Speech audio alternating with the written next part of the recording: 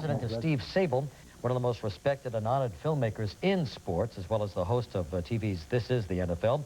And today, we're going to take a look at some of the most popular and requested pieces of film, right? Some of the bloopers. It's nice to have you, thank you, Regis. This is our 25th anniversary.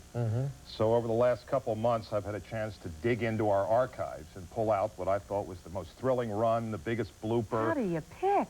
Well, it's a football watcher's dream. Kathie, I just get to sit there and I run through, look at football. One, you know, you would love it. Oh, I bet we have a few Notre Dame highlights. I'll bet, yeah. You know, it's so beautifully done, really. The music that you put on there is just superbly I was surprised to learn, Reach, they don't use video. It's all still done in film because you do find it, as Reach says, more romantic. Well, that's really, we're myth makers and we're romanticists and we're storytellers. And really, film is suited better for that. Videotape is more immediate. It's news. It's like comparing wood to Formica. Film is like wood. It has texture, it has substance, it has history. And videotape is very, superficial. It's live, and we're history. That's why we've always stuck with film. Do you have cameras at every NFL game? We have. How many? Two or three. It looks like more, Regis, but we have our ground men. They're like mobile handheld cameramen with zoom lenses, and they move around the field. So one guy looks like...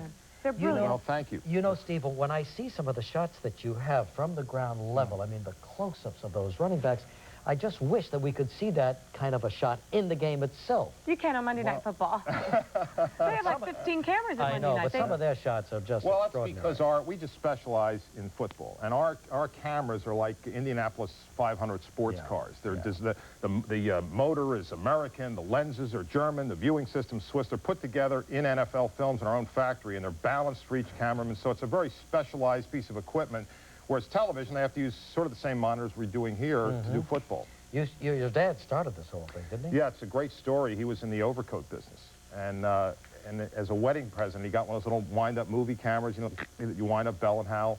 And everything that I did as his only son, he captured on film. My first birthday, my first haircut, and my first football game.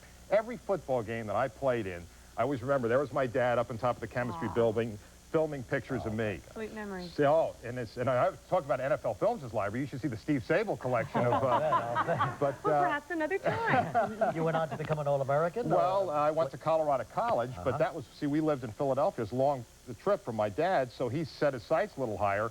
And he, in 1962, he bought the rights to do the NFL championship team for $3,000.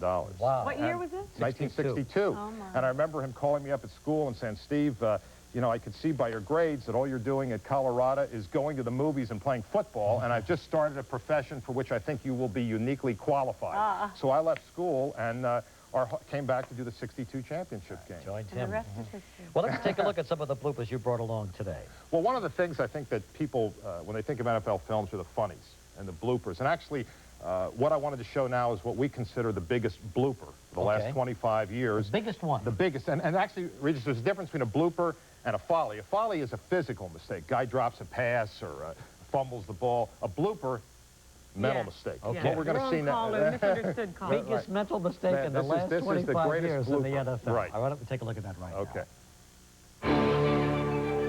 Myra straight back to pass.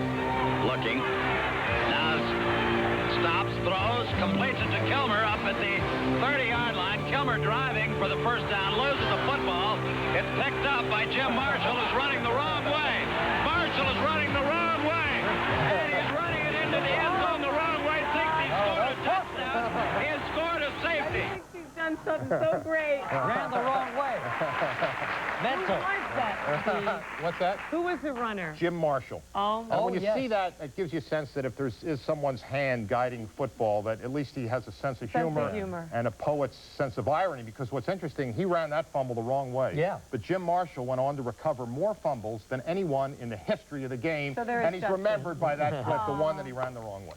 We also have the most thrilling TD. Right. Now, this is an interesting category, because to pick the most thrilling touchdown run, to me, it's sort of like a novel. It's got to have an interesting beginning, and then, like the plot, it's got to have a lot of twists and turns, and then it's got to have an exciting ending. It's got to have a great finish. And this occurred in 1988, and it was the 49ers against the Vikings. 49ers are trailing by a touchdown with less than a minute to go, trailing by 6 points, and Steve Young is in for Joe Montana. Now, you'd think the most thrilling touchdown run would be a running back.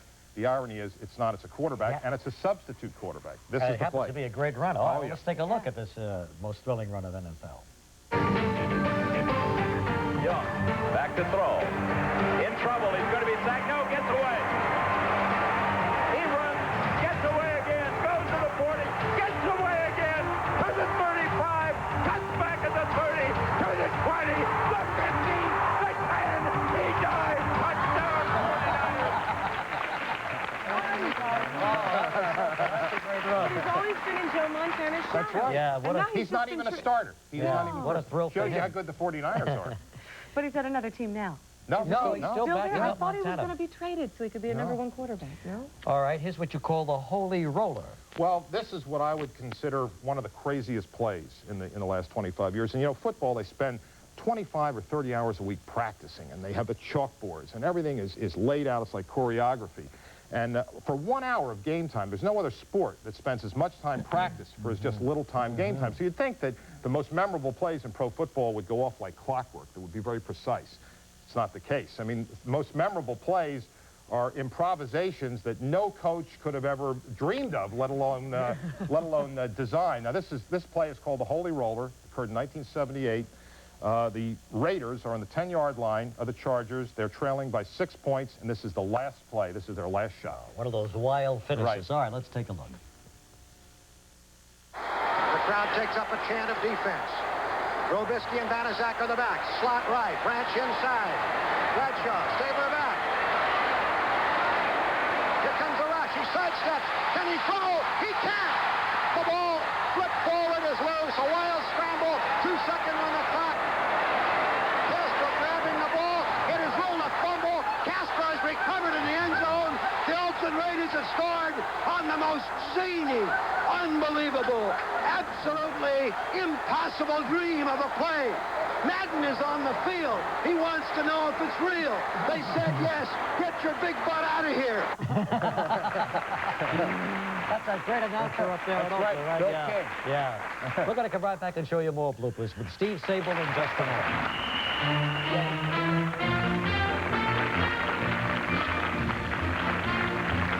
For tickets to Live with Regis and Kathie Lee, please write to Guest Relations, 36A West.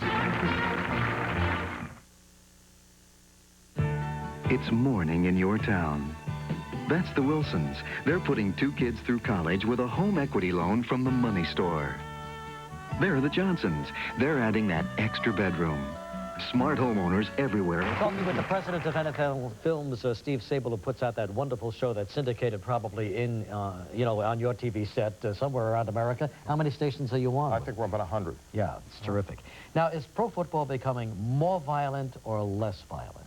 Well, it depends on your definition of violent. I think that, Regis, the game now is more sanitized than it was, let's say, when Frank Gifford played. I mean, there have been so many rule changes. You could go, like spearing is illegal, the head slap is illegal, the crackback is illegal, and those things were legal in the 50s or 60s. As a matter of fact, I would say that half the players in the Hall of Fame, that if they were playing today, they would be fined more than they earned when they played, because so many of the tactics now that they used are illegal now. Players are obviously bigger now. Do you think they're better? They're faster and they're bigger. They train all year round now. Yeah, that's true, Kathie. That's, yeah. And then, of course, Frank played both ways, too. I mean, he was God bless him. What a guy, huh? All right, let's take a look now And at... kicked. People don't realize That's that. right. And Yeah, I kicked, did too. that, too. Immaculate reception, Pittsburgh Steelers. Right. Well, this is the I wasn't single, born yet, but I hear. Sorry. This is the single, I guess you could say, most cataclysmic play of the last Franco 25. Harris was involved in that? And I think there are certain plays in sports like Bobby Thompson's home run that you remember where you were, who you were in love with, the hit song. Joe Theismann, when he broke his leg, though, that was a pretty Well, sad one. yeah, that's a cataclysmic of another nature. This is on a good note. Oh, okay. And this was in 1972, Steelers against the Raiders. Steelers were trailing by 6 points. They were on their own 40-yard line, 4th down and 1, 10 seconds to play. And what happened is a play that will be passed down for generation to generation. It's called the Immaculate Reception. Terry Bradshaw throwing? Terry Bradshaw throwing. Okay, here we go. Take a look at this. And this crowd is standing. And Bradshaw back and looking again. Bradshaw running out of the pocket, looking for somebody to throw to, fires it downfield. And there's a collision. And it's caught out of the air. The ball is pulled in by Franco Harris. Harris is going for a touchdown for Pittsburgh. Harris is going. finished. Wow. And no flags on the field. No flags. No. So sick of the flags on the field. No. Nobody, when that happened, Kathie Lee, nobody knew what to do. I mean, there was nobody ever seen anything like that before. He picked it right off the shoe tops. And as you see, we had 7 cameras at the game, and not one camera got it complete. We had to cut from one to another to finally Which was even more effective. Yeah, well, you see Franco's face as he comes in and he picks it off the ground. Some of the coaches are really popular and colorful, too, aren't they? I guess Jerry Glanville takes... Yeah, the coaches, I think that, you know, in pro football, coaches are not hired to coach. They're hired to win. So there's pressure on them all the time, and I think the public has a perception that all these guys are like John Wayne with a whistle, that they have no sense of humor. But we've had the privilege over the last 25 years of being able to mic a few of the coaches during the game. And the coach I wanted to show you now, Jerry Glanville, coaches the Falcons. He's a character. He could have his own talk show. I think he's so witty. He had his own talk show, but used to when he was there. Yeah. Did he read? Yeah, on radio. But this is a clip. We had Jerry mic'd for a game last year, and this just gives you an idea of what it's like to be on the sidelines with Jerry Glanville. Jerry Glanville, here we go. You know what? Was he from college? I hate them college guys. That's all right. I hate them. Was he a Bula Bula official? Huh? Is he a college official? Well, he's a first-year man. He's just starting. Would you bring him over to me, please? Let me talk to the college guy. I hate college guys. Okay. This isn't college. You're not at a home conference. I understand. This is the NFL, which stands for not for long when you make them calls. I'll be selling groceries. Jerry Glanville letting him have it. Yeah. The officials have a longer lifespan than the players, don't they? It's surprising when you hear what the abuse they have to take during. Well, especially now with the recall. Let's get your replay thought. Now, I saw a clip the other day, statistic rather, saying that they had, what, 170 times that they checked it for the second time, you know, on, and they changed it like 43 of those times. Isn't that a good argument for keeping that? Oh, I think we should keep it, Regis. I think any way that you can correct a bad call, it'd be worth it. Imagine if you were in the playoffs and you had one of these calls that nobody knew whether it was right or wrong, and you can go upstairs and you can make it. I think that's what you want to do, is make it right. I hate to see a game lost because of a bad call, as it was in the World Series. Series. But you also hate to see what happens when at least they have to do it now in 2 minutes, right? Right. But still, it's agonizing. It's back and forth. Yeah, it does. It does. I agree with you. It takes some of the joy of it away. Well, I think they were smart to limit it to 2 minutes because there used to be like 5 and 6 minutes delay. It was ridiculous. Well, anyway, we got one final clip, right? Yes. What is this? Well, in going through our research, I went back to the first film that we ever did in 1962, and I remember when my dad and I decided how we wanted to do it. We wanted to have a player come on and sort of introduce it. And we didn't know exactly who to pick, and then we finally decided on this one player, and there were no cue cards in those days, no teleprompter, so we were concerned, could this guy read what I had written and get it out, so we didn't have to do a lot of retakes. We had to do it outside. And we got outside, and he showed up wearing sort of a sport jacket. It wasn't warm enough, and he took my dad's Alpacuna overcoat and put that on because we figured we were going to be here for a while because he's had to get this take right. And we started the cameras rolling. We shot in Yankee Stadium, and this guy did it, bingo, first take. Just like that. And we said, boy, this guy might have a future in this business, and this is what it looked like. This was our first player interview, 1962. I'm Frank Gifford. I've been in the league for 10 years. When you're with the Giants, you learn that football is a game of percentages. You have to pick out the other team's weaknesses, exploit their mistakes, and then you win ball games. He